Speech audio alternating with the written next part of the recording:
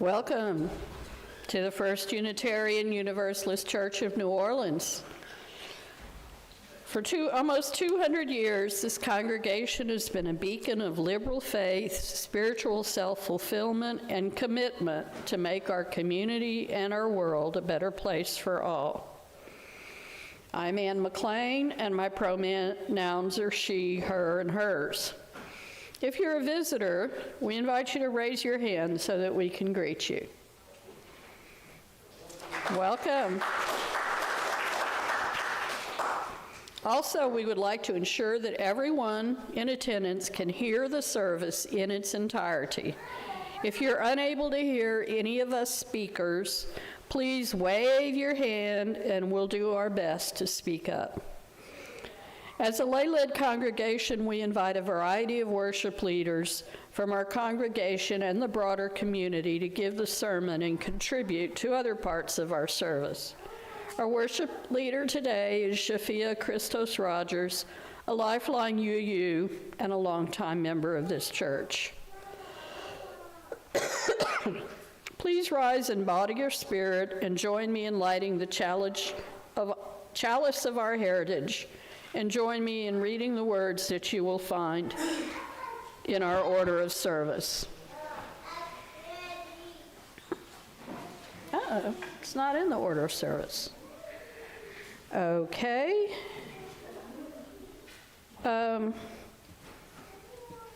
Pivot here. I'm sorry, I thought it was in the order of service.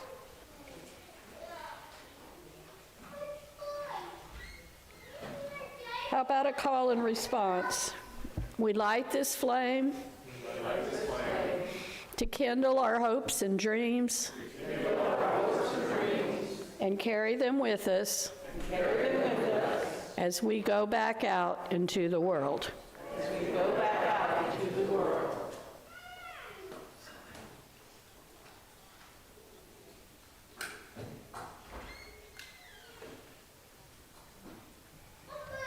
All right.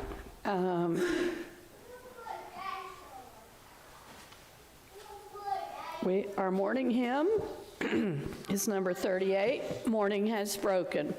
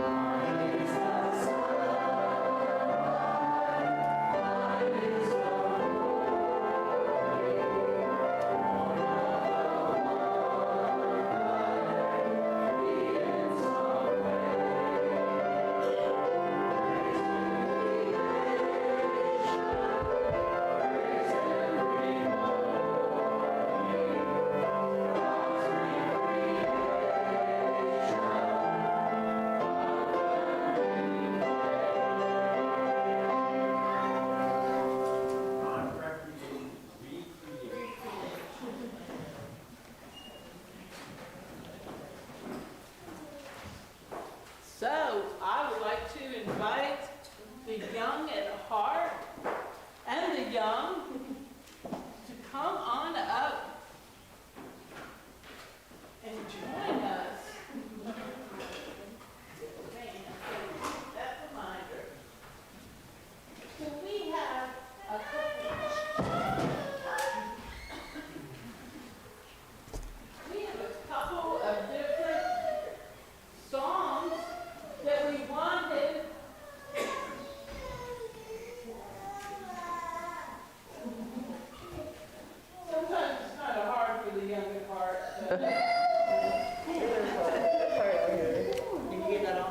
I got it. I got it? Can you hear me? Yeah. All right. Zaid, I am so sorry. So, I would like to tell you,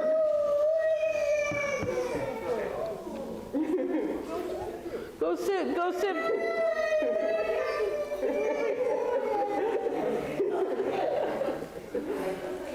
Yeah, go sit back where you were. I don't like pain. And bring your grandma, your mama with you. Your mama and your ama. So, I wanted to tell you all about a long time ago, well, at least maybe 20, 25, 30 years ago, there was a young child, a little girl, born into this congregation. And I was very excited because that happened while I was a part of the congregation. And everybody who knows me knows I love babies. Yeah, I do. It's just a part of who I am. And when she was little, I would get to hold her and tote her around. My daughter, she was a little bigger. She was probably about 6 by then. So I really liked toting a little baby around. And her parents didn't mind it because she seemed to just calm down whenever she was with me. And she grew, and pretty soon she was about 5 years old. And when she was 5 years old, she loved more than anything to come to the church service and hear the opening hymns, especially when we played the first song we're going to play. And that is, every time I feel the Spirit moving in my heart. And she did not know that we were actually singing, every time I feel the Spirit moving in my heart, I will pray. But she thought we were singing, I will play. And because of that, she got up and she would run around, up and down the aisles, skipping and hopping. Thank you. Yes. This is my next trick. I have many. But that's the first song we're going to hear for you young folks. So what I'm going to ask is for you to get up and show us, and any other of you who want to get up and run up and down the aisle skipping, please. I might even, heck. All right, I'm coming. Let's go.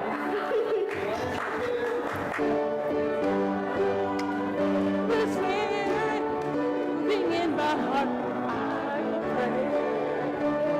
I feel the Spirit moving in my heart, I will pray. Every time I feel the Spirit moving in my heart, I will pray. Every time I feel the Spirit moving in my heart, I will pray. And I just have to say, thank you to Nina Hutchinson. So the next song that we're going to hear, I want to ask all these young folks to please listen to the song. And you're going to hear, the song is going to ask you to hear, I believe it's 4 different ways. You're going to hear it in 4 different ways. It's called Come Sing a Song With Me. Yes. And everything that the song says to do, I want you all to get up, run up and down the aisles, and I want you to do those things. Can you do that for me? Sure. Excellent.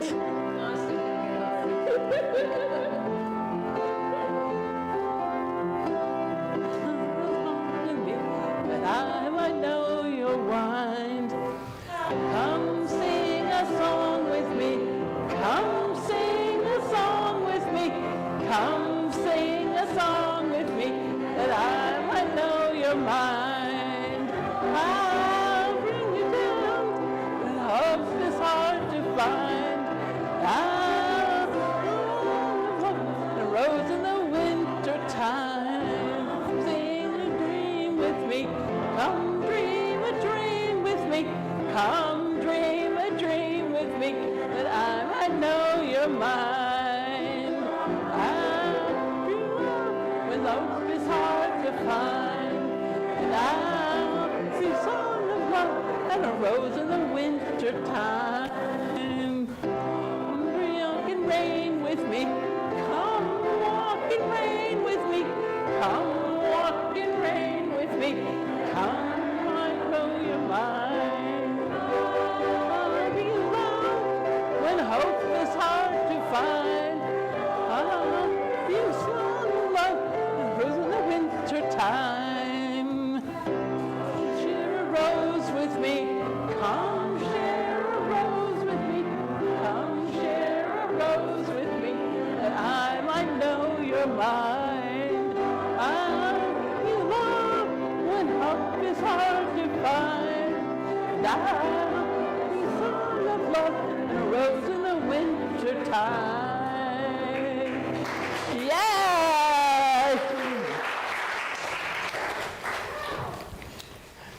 So, and now,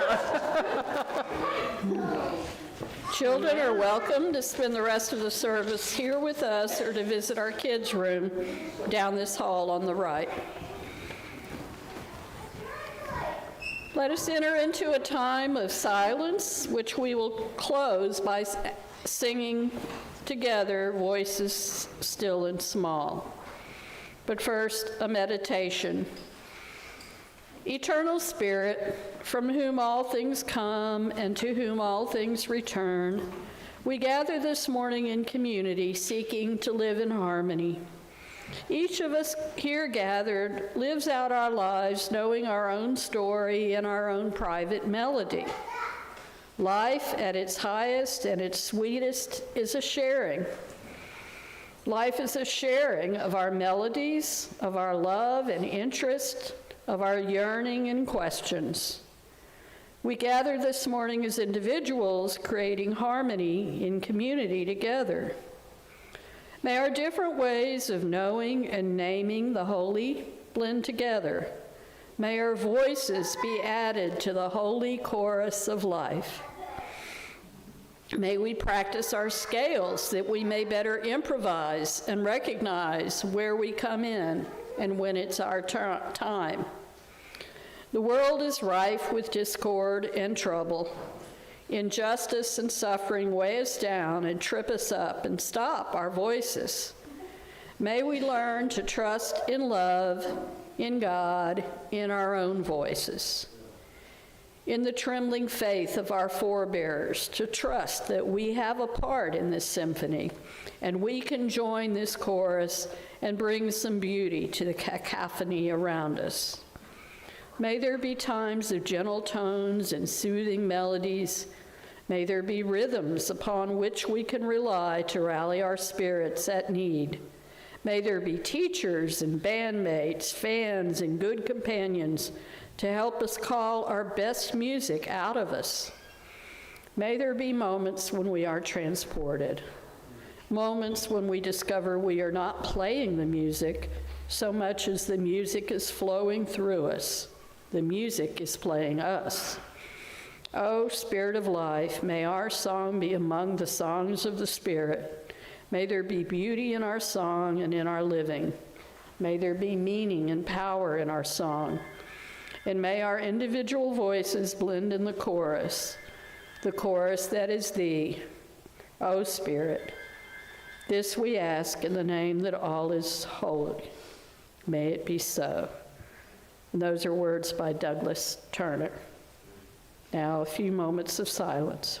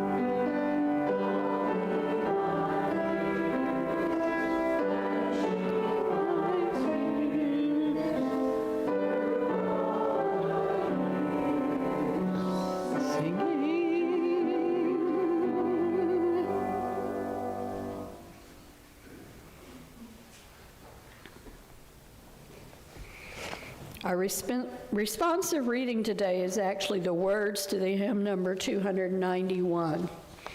And Fia will talk more about this in her sermon. But for now, I will read the regular print, and if you read the italicized print. De Gedanken zijn vrij, my thoughts freely flower.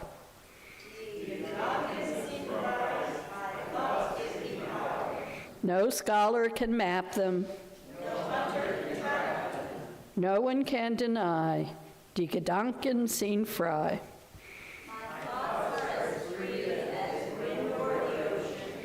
And none can see their form or their motion.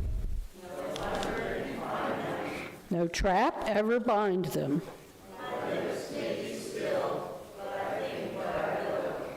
A glimmering fire the darkness will brighten. My soaring desire all troubles can lighten. Though prison enfold me, its walls cannot hold me. No captive I'll be, for my spirit is free.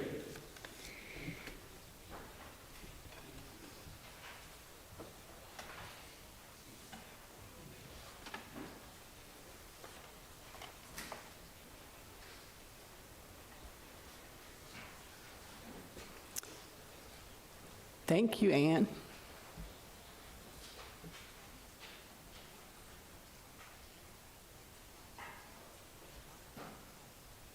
Oh.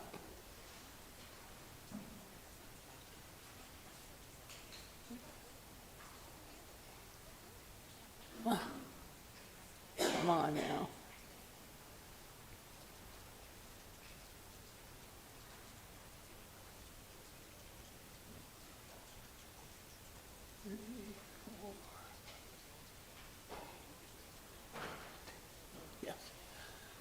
Well, I don't really like having this where I can't quite see everyone. There we go. So, welcome to an opportunity to visit a lifelong journey through UU Ministry of Music, told somewhat ironically through the voice of a non-singer. I've always loved to sing. However, since I was a pretty young child, it has been confirmed to me over and over, singing is not my forte. Lest I forget this lesson and allow someone to convince me that I can learn to sing, I am always reminded. I have come to speak of myself as singingly impaired. This is not something I thought up, but rather a quote from a beloved colleague who also suffered from singingly impairedness. Suffice it to say, I have long embraced the thought of sharing the songs of our community as poems and stories that might tell our tales in a lyrical manner with less music.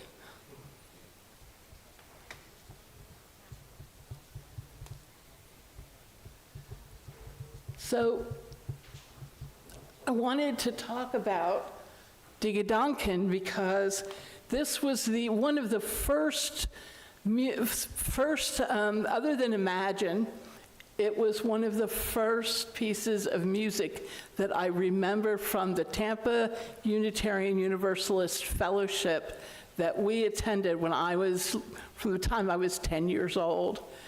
We had attended other UU churches previously, but this was the church that I really came of age in. And so it was the one that mattered the most to me. So the reading begins with a German folk song, is what Digadonkin is. It was in the 1970s that I learned about it, but I remember being told that it was a song about liberating the Jews from the Nazis. And so I assumed that it was written, by the Jews, and that it was about their liberation. So as I began swimming around in the murky depths of Wikipedia, and gathering all of the helpful linkages, I learned that the song was actually a German song that was much older. It was pointed to a long history of German resistance to tyranny. And when Hitler and the Nazis took aim at the Jews, Digadonkin became an anti-Nazi resistance song. And I think that's really important for us to think about, because I think that it's really important for us to know that there were plenty of Germans that did resist the Nazis, and that's always important if you think about the times we're in right now. It's really important when we think about what's going on in Palestine, what's going on right here in our own country, that the struggles and the opportunities to engage in resistance that come from inside are every bit as important as those that come from the people who are being the most oppressed. And I think that this is something to remember. How can we teach ourselves these varied dimensions that justice takes?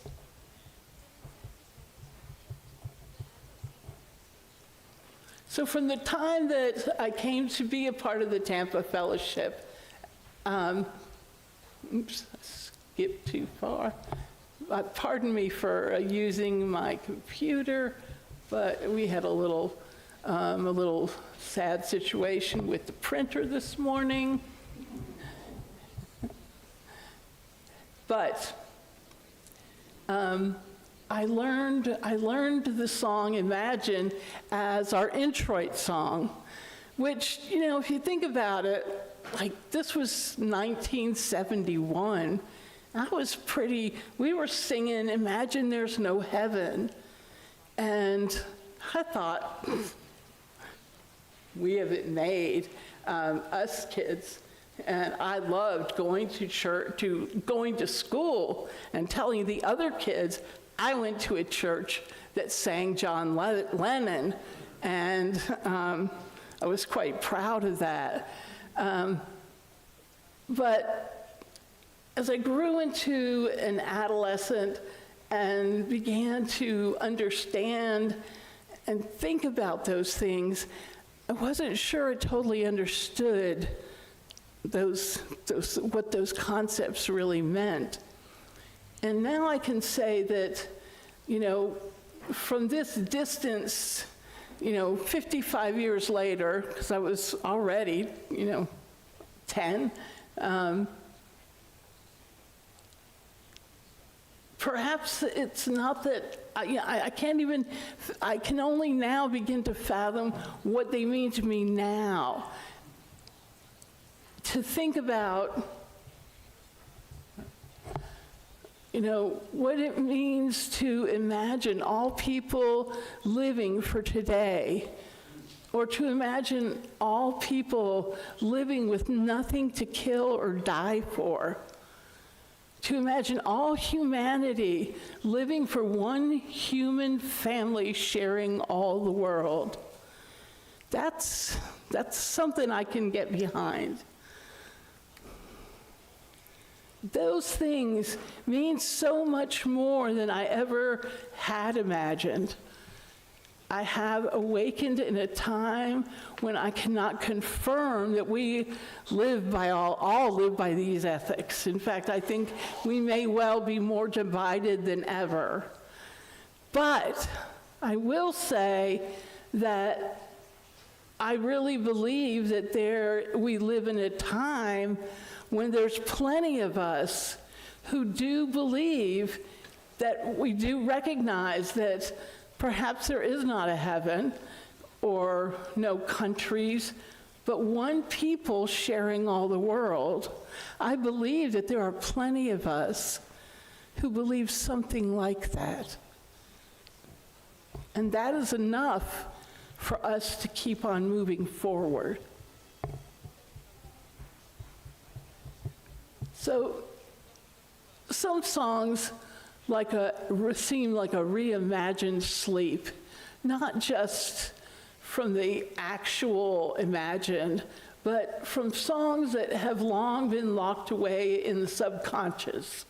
Like I hear a long silent song that brings me joy and gladness, that seems to reawaken the ancestors.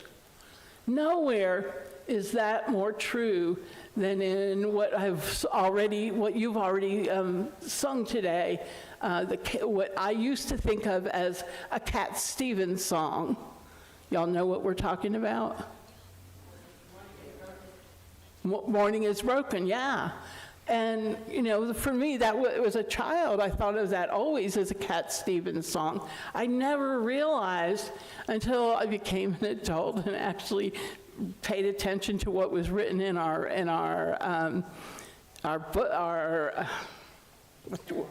hymnal. Thank you. In the hymnal, I never realized until then that, you know, that it was a hymn that had been sung long before Cat Stevens ever covered it. And now I listen through ears that have been trained by these 5 decades of listening.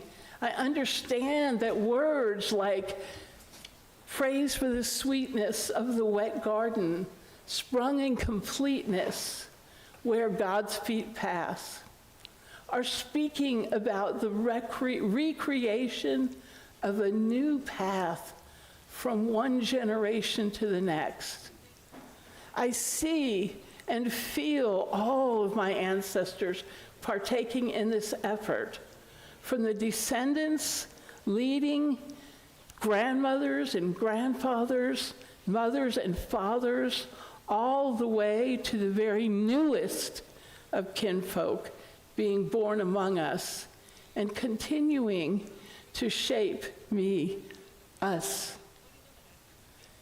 And when I hear God, I do not hear the old man with a beard. I hear my mother and grandmother singing Cat Stevens songs.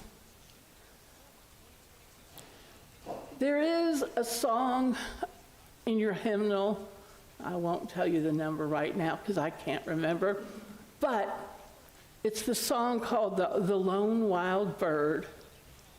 It says, "The lone wild bird in lofty flight is with thee now, nor leaves thy sight."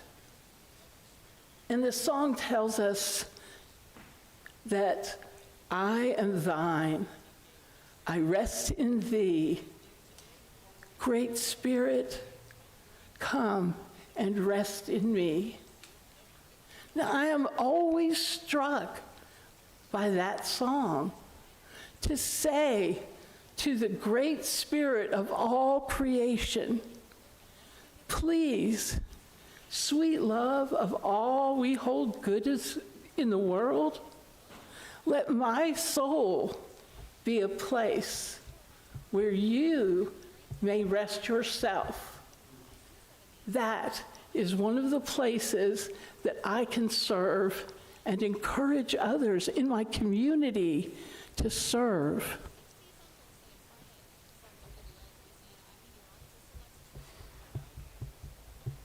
Because when we gather the Spirit, our separate flames will kindle one flame.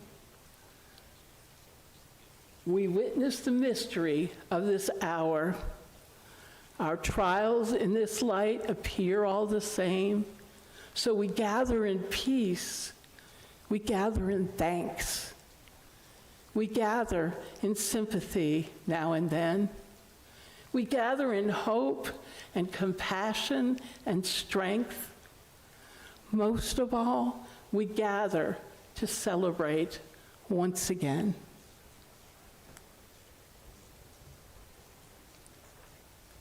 Would ask that we would all rise and sing the song number 6, which is "Just as Long as I Have Breath."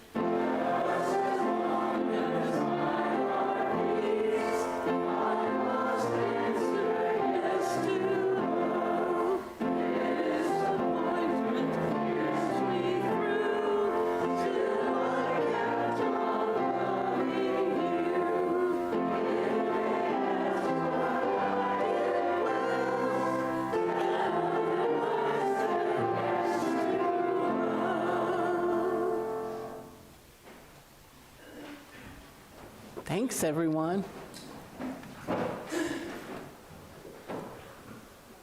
So this last song reminds us of some places where we are challenged to grow in our belief in what life means, what truth reveals, and finally, in what love can sustain. And so we reach out to the poet Rumi, a man who was a 13th century Persian theologian and Sufi mystic. He says to us, "Come, come, whoever you are, wanderer, worshiper, lover of leaving, ours is not a caravan of despair. Even if you have broken your vows 1,000 times, come, yet again, come." These words are an attempt to reach out to all people in a manner that is inclusive and accepting, as was in keeping among the Sufi community of the 13th century Persia, the place that we call Iran today, where I believe yesterday we began bombing.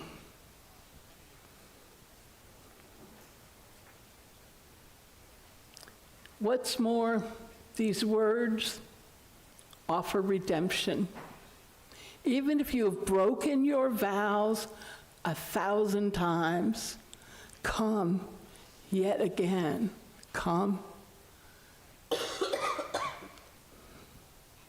And so this brings me to the places that I'd like to explore, some of the trickier places in some of our singing and our theology.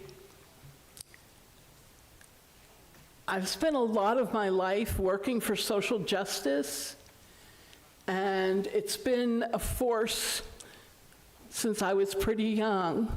Some of you may know that I was in my teens when I learned about the United Farm Workers Union.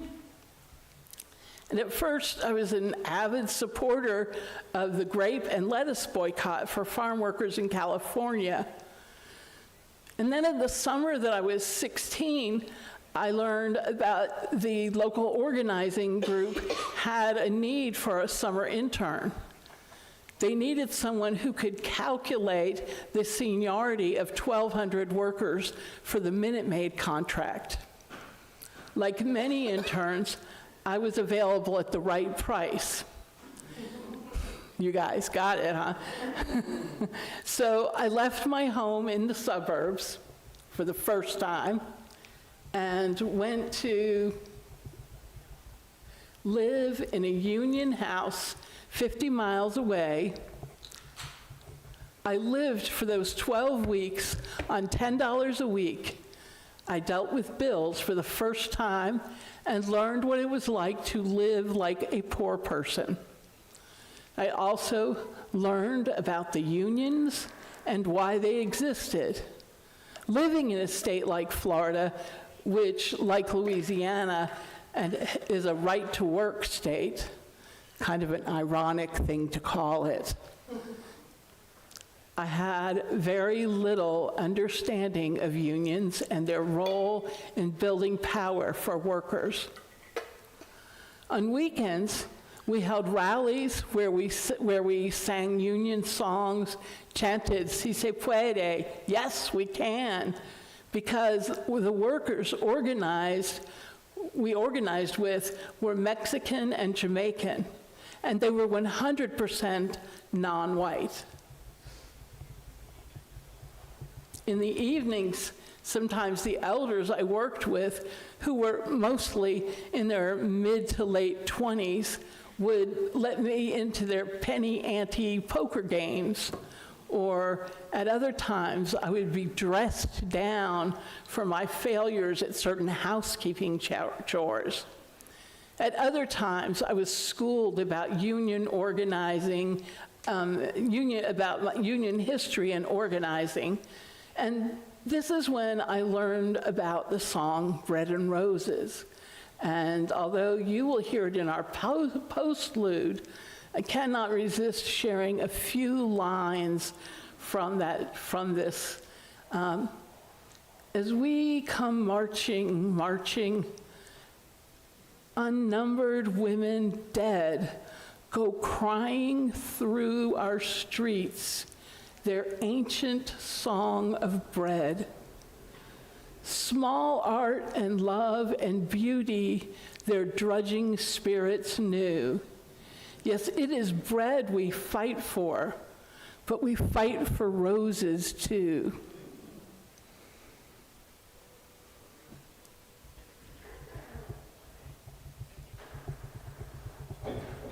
In those 3 months, I was introduced to so many new ways of being and thinking. None was more important than the racial reckoning I encountered, which took a long time to settle into me because, again, I was 16, and I was left with more confusion than answers. But in the long run, I am so glad for it. The director of the program I worked for was about a dozen years older than I, and he was an African-American man with a history of working with the Black Panthers. He took many opportunities to have conversations with me about race. As a young person, these were incredibly frustrating because they mostly ended up with him saying to me that, well, that's a racist thing to say. And of course, the thing that was so difficult for me was that at some way, I knew he was right.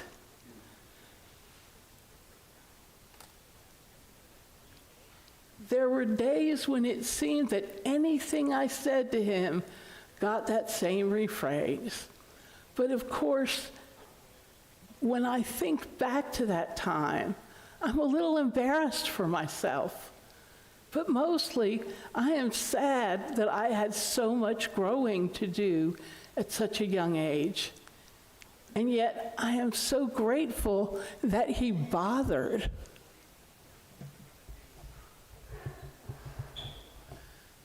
I have never been able to track him down, but if I did, I would thank him for setting me on a path of learning that I hope and pray at times equips me to be an ally in this racialized world we face.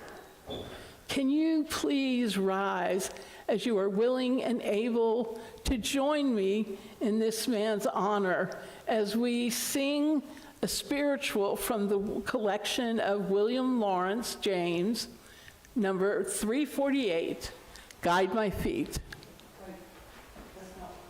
What's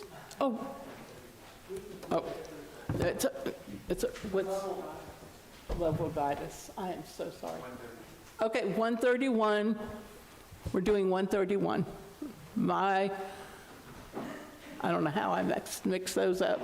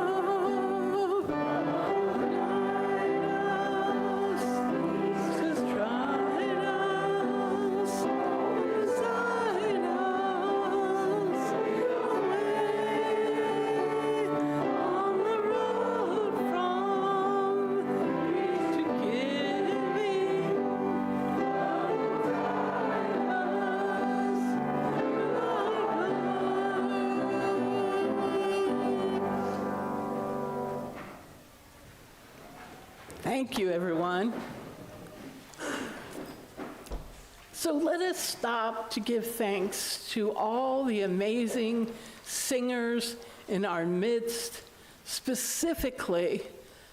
And when I say all of the amazing singers, I also mean composers, music makers in this room, but also those who have contributed to the music that is part of our canon, if you will, or part of our, all of the music we draw on.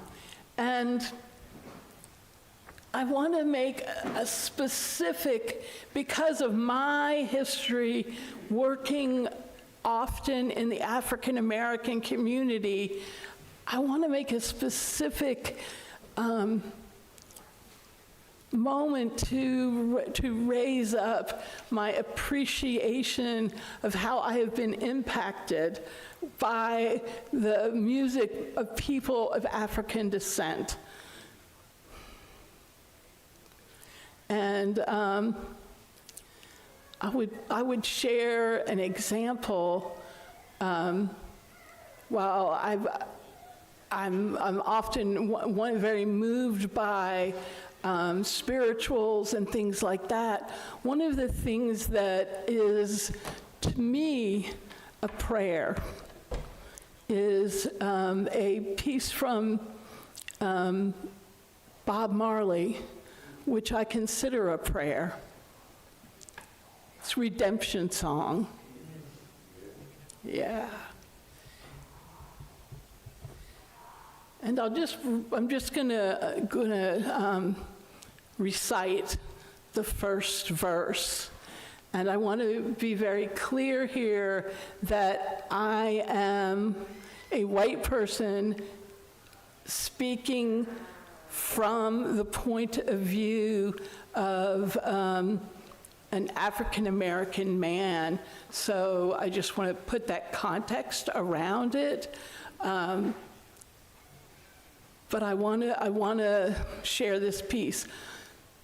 Old pirates, yes, they rob I, sold I to the merchant ship. Minutes after they took I to the bottomless pit. That's the middle passage he's talking about. But my hand was made strong by the hand of the Almighty. We forward in this generation triumphantly. Won't you help to sing these songs of freedom?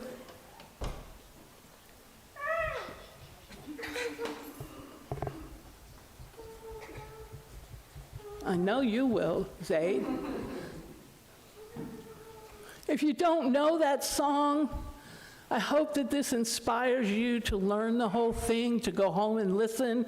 If you do know it, I hope this inspires you to go home and play the whole thing. It's inspirational, and it's worth your time. I think it is time for us to speak of one of the more difficult points related to music in UU circles. And this is questions of things related to multiculturalism and anti-racism in our worship. It is quite likely that I will be appropriately called out this very day for choices I have made in sharing things with you. It happens. Some days more than others, but it happens. Unfortunately, some of us need it to be brought to our attention before we can learn. It is hard because for many of us, it is hard to take critique from our fellows. It may be offered in gentle terms, or it may be right in our faces, but it's sometimes hard. It really doesn't matter how it comes. The real questions are, can we sit with it? Can we make useful feedback from it?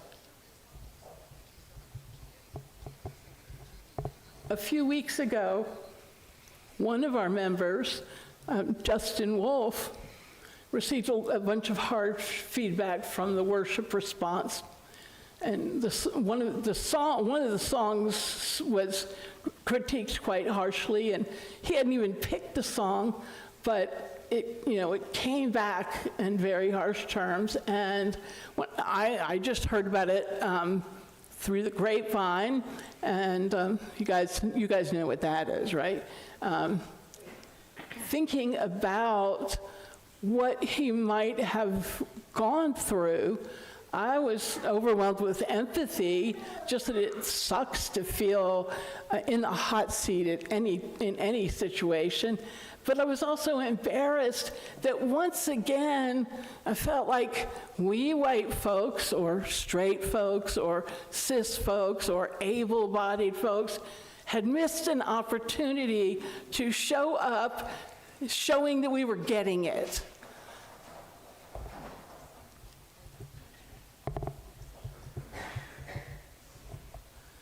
And I've been this way before, more times than I can tell you. If you look at your hymnals to the song number 121, you'll find the song entitled, "We'll Build a Land." I have a friend who was a UU who I met in the course of doing this anti-racism work. She's an indigenous person. She most often describes herself as a California Indian. She worked as a DRE in her community, and also on a remote basis, she worked for the UUA. She is courageous and robust, and she also saw the world through a very different lens than I did, because she was a native and I was white. In spite of these differences, I loved working with her. Not only was she courageous and robust, but how we could laugh. And that is what I miss the most. She came from a people for whom land was a holy thing. She left the Unitarian Universalism, at least in part, because we could not figure out why she was so bugged over that song. At the denomination level, we saw only people who counted as individuals, and we had problems with that. She was one individual person who had an issue with the song. We did not hear the depth to which this woman, whose people had lost pretty much everything,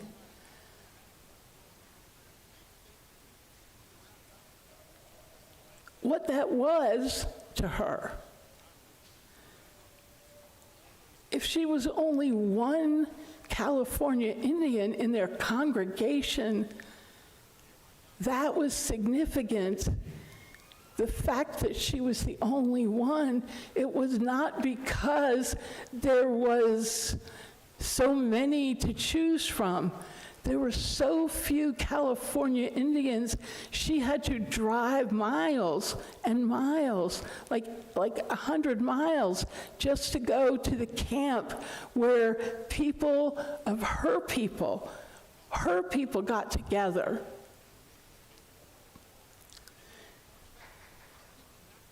We were so invested in denying the impact of any problem that we could not bear to take responsibility. And so I today find myself struggling with us using a song like We'll Build a Land. In retrospect, I think for her to get that kind of bull hockey from white people, members of a predominantly white group, was just too much.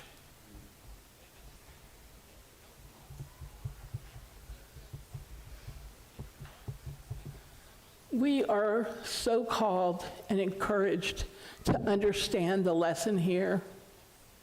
Individuals who already had that land stolen for their continued faith in I'm sorry, I think I'm repeating myself. I'm going to skip that.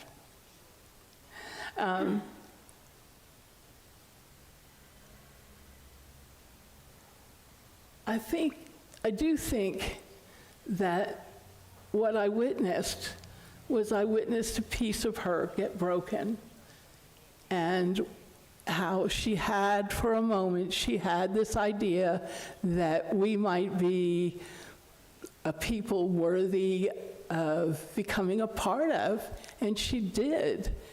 And I saw the devastation in her when she left us.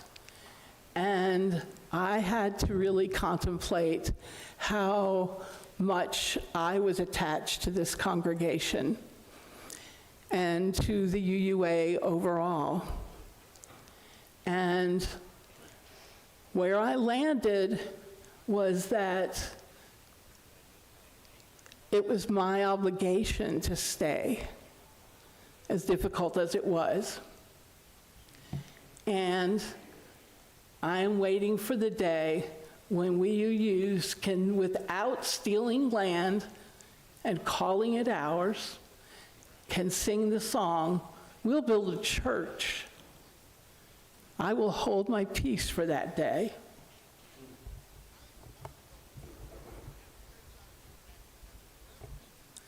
This last set of stories have included some of the challenging ones for me, the ones where I am uncertain about whether my faith will carry me to the places I hope of. Deep down, I am quite alone without my faith. I would liken it to the story about the play called A Member of the Wedding. The lonely young Frankie, a little girl, a 12-year-old girl, wants to go with her brother and his wife on their honeymoon because she is convinced that they are the we of her. I will not stretch your memories with more content from this film or play, but I was once asked to do a reading from that part of the play in a theater class, and I was so deeply struck by this thought. This is exactly how I feel about my faith. This is where I find the we of me. And so I think it only fitting that I introduce you to the song that the choir will offer next as our offertory song. Number 298, "Wake Now My Senses," is a powerful call to our humanity and our connection to the earth. Each verse speaks to the next level that we may open ourselves to. For most certainly our senses come first as they call us to hear the call of the earth.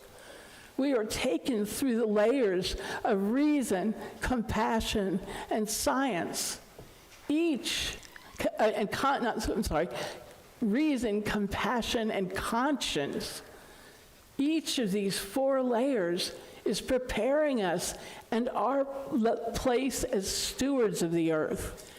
And we arrive at the 5th verse, and I'm kicking up my heels because the song says in the 5th verse, "Wake now, my vision of ministry clear."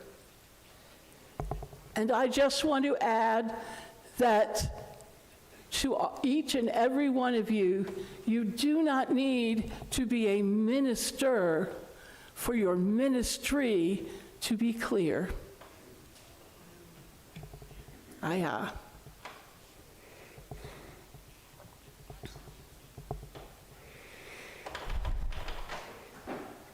Thank you, Jyaphia. Generosity is a spiritual discipline. We can now practice our act of giving either by placing your offering in the collection plate or by using the information in your order of service to give electronically. And you'll find that on the back under the QR code. And now our special music. It's a congregational song. Our congregational song, Wake Now My Senses, number 298, not 6.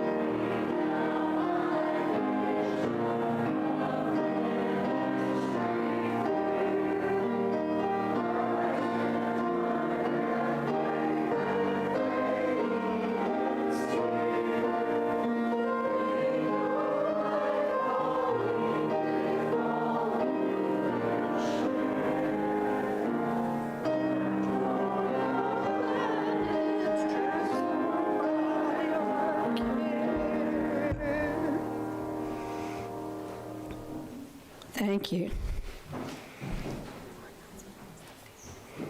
Okay. Let us say our offering acknowledgement, which is in your order of worship. Gifts to this community of faith, and the world. Giving in the offering plate and pledging are part of how we steward this congregation. There are countless other ways to serve, build community, and share our love with the rest of the city. Here are a few opportunities coming up.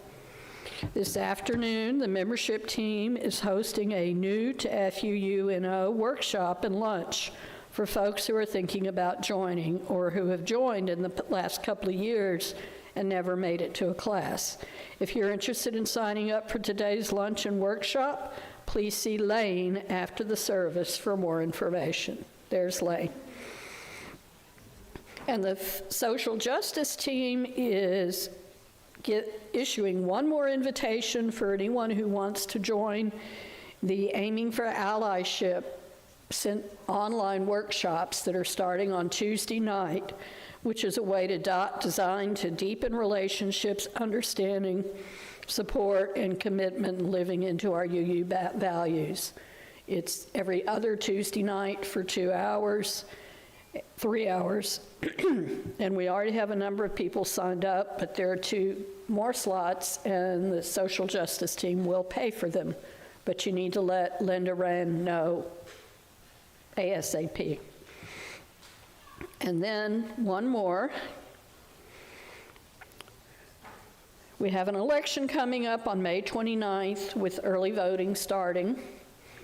Now, we know voter turnout will be low, and that is how the Louisiana legislature is hoping to pass 4 harmful constitutional amendments without notice. Together Louisiana, which we are a member, is working with all the member organizations to encourage everyone in the organization to play their parts in defeating these amendments that are all harmful to Louisianians. There are yard signs and flyers in the back of the chapel. Please help yourself. If you need more flyers, contact Linda at Linda Wren. And the posters are on the back row back there. Please take them, share them with friends, any friends in the outlying areas. This is definitely a statewide thing. So we not only want to saturate New Orleans with yard signs, but get them out to the burbs as well. So please take care and do that if you're able. And now, if we can say our chalice extinguishing. We extinguish this flame, but not the light of truth, the warmth of community, or the fire of commitment. These we carry in our hearts until we are together again. Our closing hymn is number 157, Step by Step.